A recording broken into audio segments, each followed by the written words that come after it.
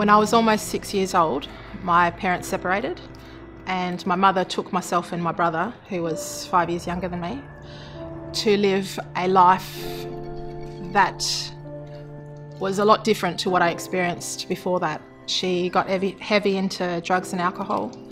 She didn't really have a house that we lived in. We stopped and slept on couches, in garages, on other people's properties, and what that meant for me as a child was not really knowing where I belonged, not having safety and love, not realising boundaries, not knowing who I was or who my family were.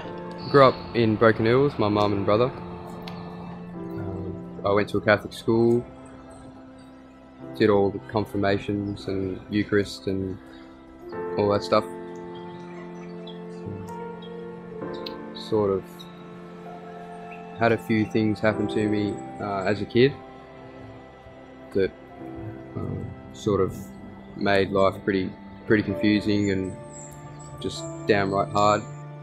During that time, I experienced a number of levels of abuse.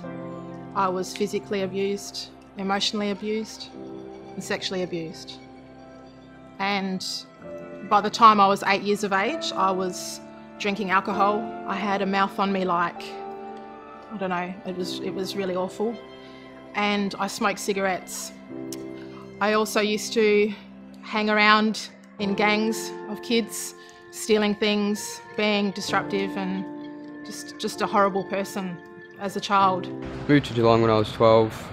When I was 15 I started getting into drugs a fair bit, till it progressed into a full-blown addiction where, you know, I'd just take any drugs that I could get my hands on and, you know, just made life miserable for my mum and brother and had no respect just for anyone. At 10 years of age, I received the Holy Spirit and I spoke in tongues. And I knew that was right because not only was it written in the Bible, but it changed me. I had a real inner peace and a strength. And shortly after, I was baptised by full immersion. And the moment that I came out of the tank, I began to smile. And it was the first time in my life that I'd smiled. My smile began from within me and didn't stop at my face. And Rachel received Holy Spirit. Soon after that, I received Holy Spirit. And obviously, you know, that was the greatest day of my life, knowing that God's real. My mother at the same time was still living on the streets, and my brother had gone down the path of drugs and alcohol and was heavily addicted to heroin. And he would come and tell me that he was going to take his own life, and my mum was constantly having people call me to say she was in hospital and needed to be picked up from the jail, and a number of things sort of compacted for me, and trying in my own strength to deal with it all, I cracked. And I had a nervous breakdown and shortly after was diagnosed with clinical depression. Probably 2 months after that, I fell into really serious depression. It's been something, I've had depression previously in my life, but this was something really bad, and it was never as bad as this. I really just wanted to kill myself, basically. I could hardly hold a conversation with someone, you know. On the outside it would have looked like I was alright, but inside it was horrible, just the most horrible time in my life. I'd felt as though I'd walked into a tunnel that was dark and not being able to see the end of the tunnel, not even a light or a glimmer or even a pinprick of where I needed to go. And because it was so dark, I turned and ended up sitting on the ground, holding my legs rocking because I was completely lost. And being in this hole of depression was worse than it was for me as a child. So I went to a doctor, put me on this medication, which sort of helped for the first week, and then I realised that I didn't actually care whether I was alive. Didn't necessarily want to kill myself, but I really didn't care. Didn't care about my girlfriend, I didn't care about my brothers and sisters in the Lord, or going to meetings. So overall it was a pretty bad situation. I went to the doctors The doctors put me on some heavy medication, which, although took away some of the feelings of wanting to kill myself at that moment, made me feel like a robot. And I walked around feeling the constant out-of-body experience, is the only way I can explain it. Walking around feeling like a zombie with this medication in my system. The whole time I wasn't praying because I don't really know why, but I wasn't praying, and so I knew I had to do something. I knew God was the only one that could do it. So that's what I did. I asked God, me and my girlfriend, and you know, I sort of prayed in the spirit a few times, and I basically stopped taking my medication and had the sort of mindset that God was going to take care of the rest, and that's what He did. I would find the deepest, darkest place in my house to hide myself. I'd even throw a blanket over myself while sitting in a wardrobe with the door closed, and I would scream at God and ask Him not to look at me, because I had ashamed Him.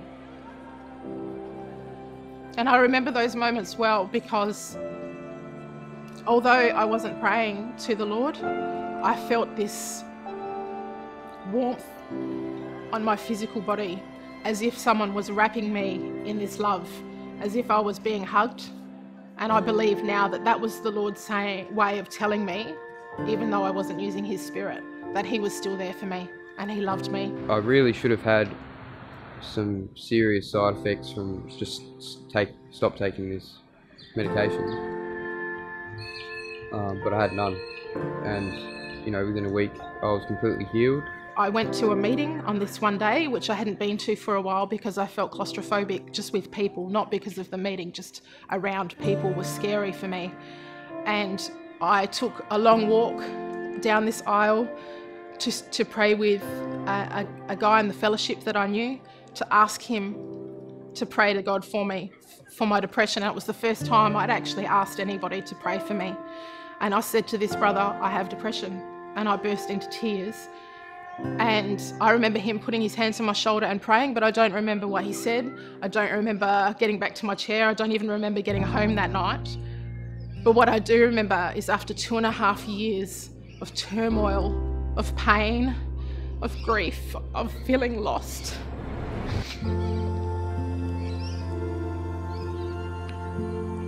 I woke the next morning feeling that same love, that unconditional love and safety and security and comfort and direction that I received the day I received the Holy Spirit as a 10-year-old child. The day I was baptized, that love was again in me, with that smile that started inside and didn't stop at my mouth. There was something amazing happened in that week. I couldn't explain what happened, but something miraculous happened, and you know, now I wake up every day and I'm happy. You know, I look forward to the future, and you know, I enjoy going to the meetings and socialising and just praying. And I now have 3 children. I have a 5-year-old and a 2-year-old as well. And there are times when I sit there and I look at them when they're playing happily with this peace and comfort and love in their life, and I realise how much a difference it is from the life that I had as a child and what they now have, because both of their parents have the Lord in their lives and are filled with the Holy Spirit. And for me, that is the most amazing thing. And if that is all that happens for the rest of my life, is that my children know what God is and how important it is in not only their parents' life and their uncles and aunties' lives and people that they know, that they've grown up with, and having the opportunity now, my 7-year-old's asking me about the Holy Spirit, and he knows about it and he wants it in his life. And I realise I've done something right as a parent, because my children love the Lord as much as I do. I'm really happy, you know, just going along to the meetings, and I keep pretty busy, and just looking forward to the future. And sort of often I just have times where I just reflect back on the whole past sort of 1.5 years since receiving Holy Spirit, and I can just see what God's done in my life, you know.